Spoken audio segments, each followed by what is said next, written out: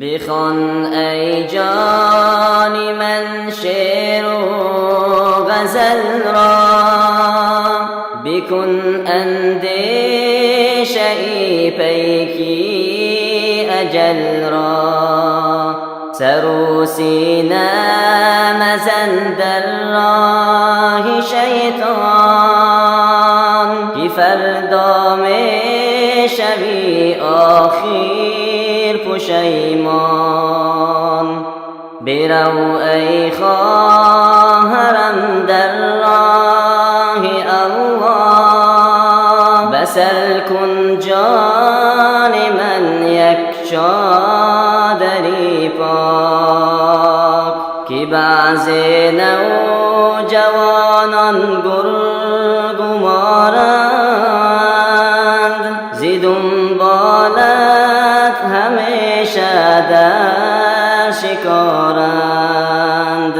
ندارند فکر خواهرهای خود را، نمی خواهند به خود فحش و فجر را.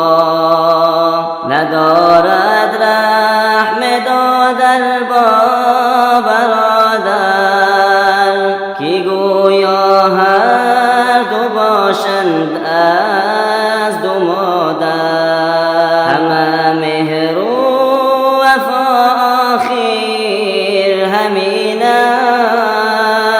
است، بدانید جای ما زیر زمین است. به حسرتها همه در زیر خاکند، زن و فرزند آنها سینه چاکند. چنین است قانون این دار فانی، تو هم ای جان مهمانی جهانی.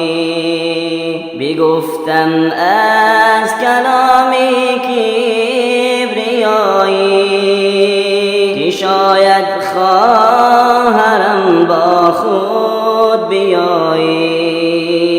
به پاکی یاد می آرم خدا را، درودی به عدد بر مصطفی را. نماز چون کاسه پر آب و نوش است، که فردا نزد حق پر اعتبار است. کشا چشم به عمری نوجوانی، بشو آماده بحری امتحانی.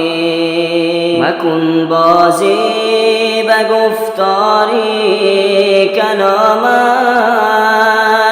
بشو مفتون او قربان نامش. بشو مفتون او قربان نامش. بشو مفتون